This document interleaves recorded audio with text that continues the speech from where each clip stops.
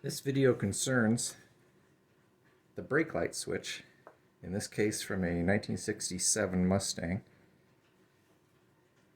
Although this was apparently used all throughout the 60s, 70s, and 80s, and maybe even into the 90s on Ford pickups.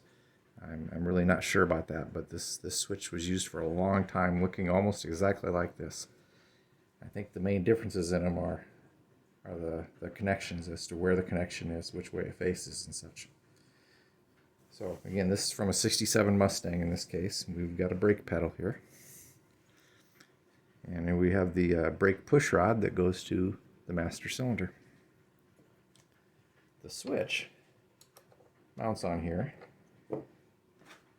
And the operation of the switch depends on this. Depends on the slop from the inside of the push rod hole to the outside of this post. There has to be at least, I measured 55 thousandths of an inch slop. There has to be at least that much slop in order to trigger the switch. So let's put the switch on there without a bushing. This bushing is supposed to go inside. Either of these bushings are supposed to go inside here. But just to demonstrate it, let's do it without the bushing.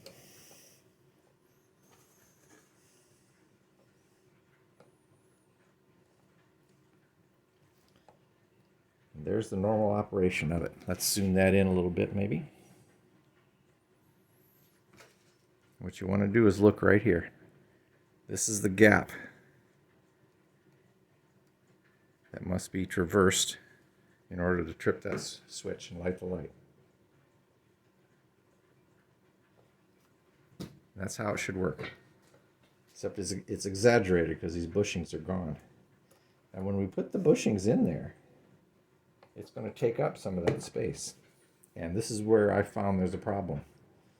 These bushings are wildly irregular. This is a newer bushing.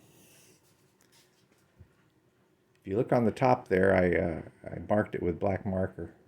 The reason I did that is because in that area, it's thicker by around, I think 18 thousandths of an inch. It's thicker in there.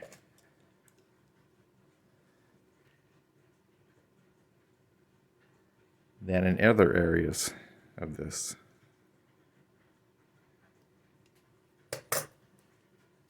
This created a problem. Sometimes, depending on how this was rotated,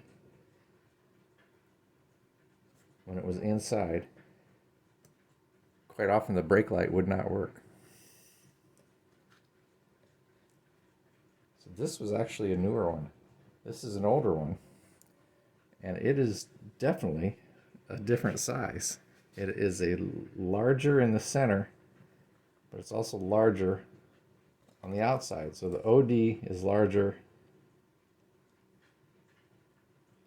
than this clear one, and the ID is larger than the clear one, but it's more uniform around the diameter of it. So the way this is supposed to work is we have a bushing here. You see that's in there now. And as you can see, there's less slop than there was previously. But will that be enough to run this switch? We don't know.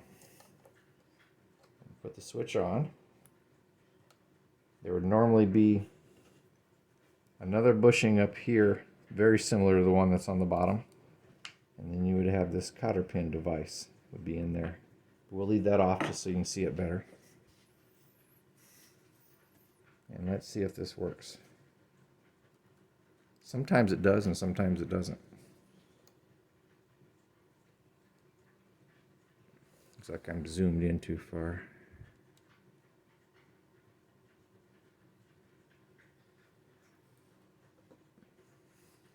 That works. The tiny amount of space that remains in between this and this allows the switch to work. Sometimes this one works and sometimes it doesn't. This one works when it's mounted with the thick spot on the right. It does not work when it's mounted with this thick spot on the left. So this one's foobar. This one, I don't know. Now there are there are a few YouTube videos on this, and there are some discussions on Mustang forums about perhaps putting in a lighter spring to allow this to push in easier. But to me that makes no sense, because no matter how light that spring is, if you don't have enough slop here, it's not going to work. And a light spring could even perhaps cause a problem with having your brake lights on when they shouldn't be on, perhaps. Another thing I've seen mentioned is to use a thin piece of metal and lay it in here. Say like, I don't know, 0.010 of an inch thick or something, lay it in there as a shim. Now that shim could fall out, that'd be no good. And plus that shim could also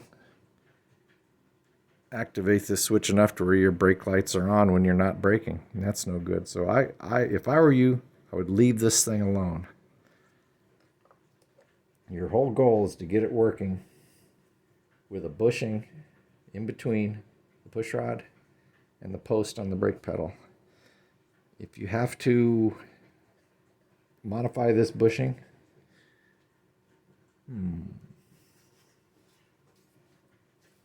you could conceivably try a little sandpaper inside. You could try a little file on the outside. You're trying to just create a few extra thousandths of an inch less thickness here. Okay, let's look at that. We've got about 29 thousandths. 25, 20, that's interesting. 25, 25. There's a thick spot on this one. This bushing is even worse.